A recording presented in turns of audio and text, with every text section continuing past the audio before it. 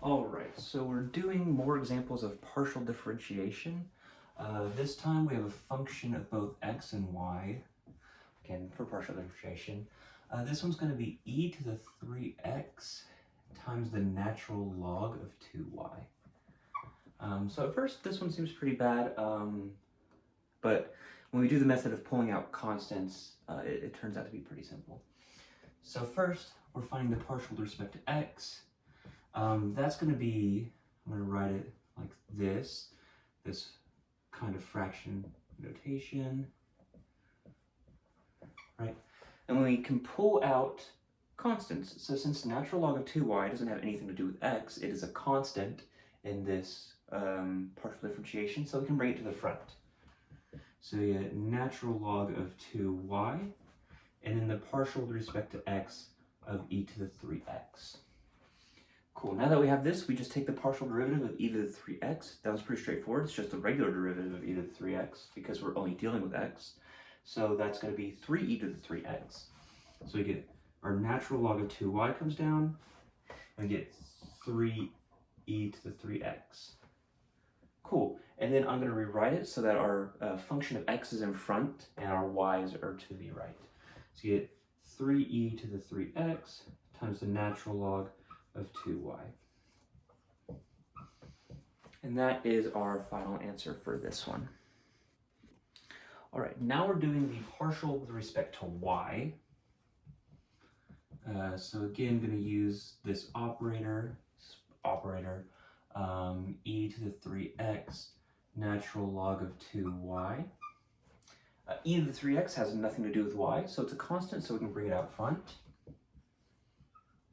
And then rewrite our operator, natural log of 2y. And now we can just take the derivative of the natural log of 2y. So we bring e to the x down. This is, remember that the natural log of a function, taking the derivative of it gives you the derivative over the function. So this is times the derivative of 2y is 2, and then the original function is 2y. This is another little rule that we had, is that the derivative of any number times the variable in the natural log just comes out to 1 over. So even if this was like 5y or 20y, it'd still just come out to 1 over y, right? Because these 2's cancel to give us just 1 over y. So our final answer is e to the 3x times 1 over y, or just simply e to the 3x over y. And so that is our answer for this one. Again, all we did was we brought the constants out and then had this natural log right here. All right, now we want to take some second partial order derivatives. So the first one I'm going to take is x with respect to x. So the partial of f of x with respect to x.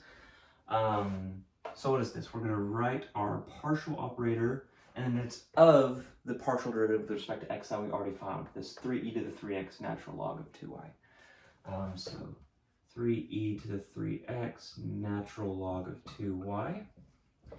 And again, natural log of 2y has nothing to do with x, so we can bring it out front. So natural log of 2y, and then the partial operator, 3e to the 3x. Cool. Now we can just differentiate 3e to the 3x as we would normally.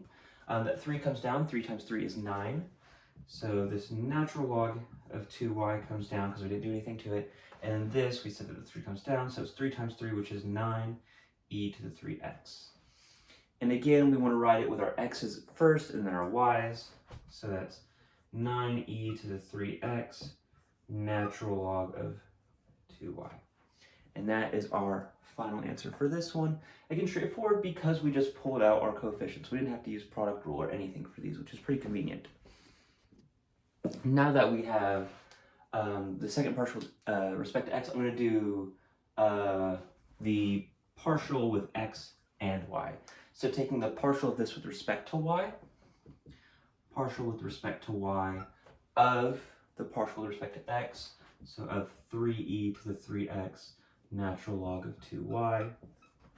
Again, all we're doing, we pull out constants that have nothing to do with y, so that's this 3e to the 3x.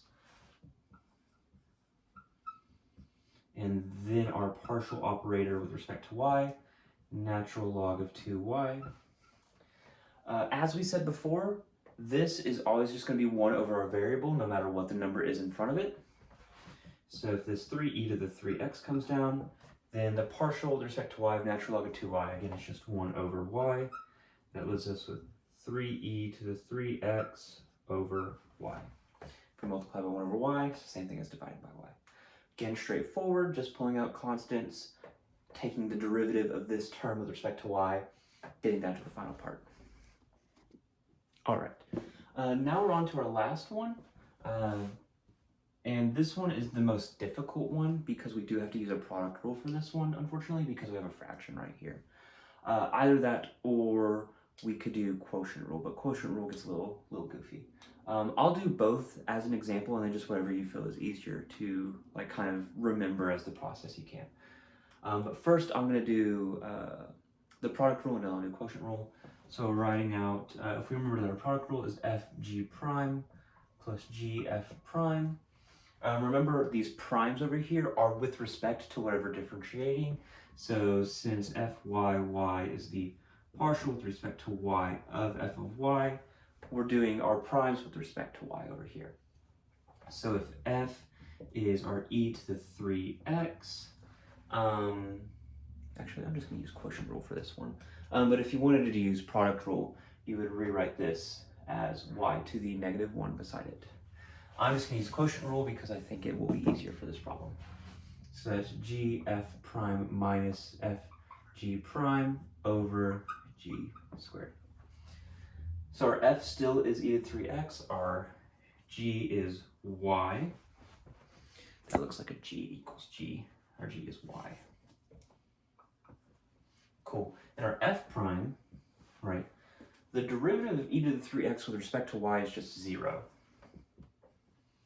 And then the derivative of y with respect to y is 1.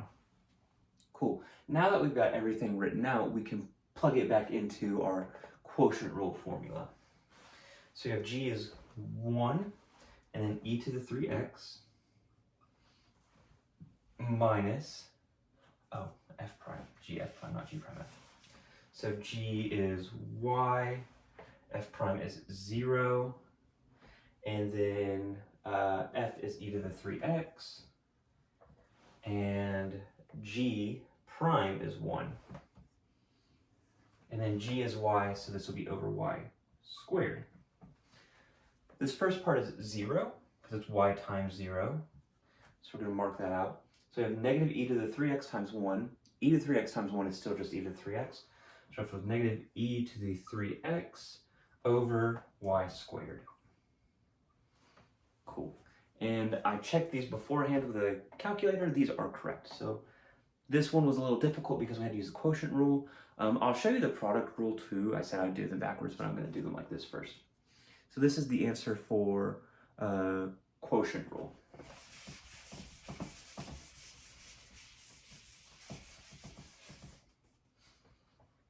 If we want to do product rule,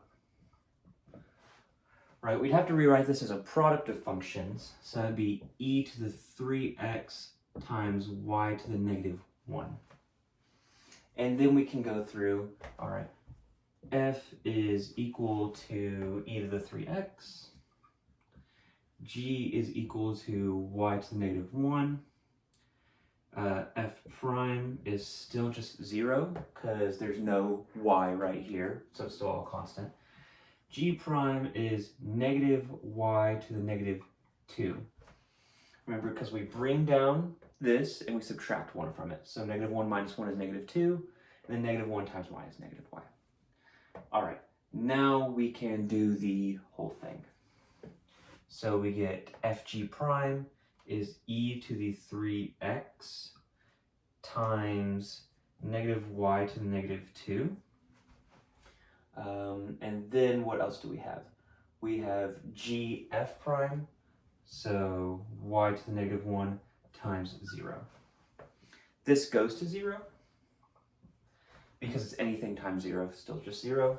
This, we see that we have negative y to the negative 2, so that's the same as e to the 3x over negative y squared, or negative e to the 3x over y squared. Those are the same thing because they're just 1 minus sign. So we got the same answer as we did beforehand using the quotient rule. Product rule, you had to know to rewrite this, and then you had to do this derivative, which is a little gross. I think quotient rule in this example is a little easier, but again, whichever you prefer, completely valid.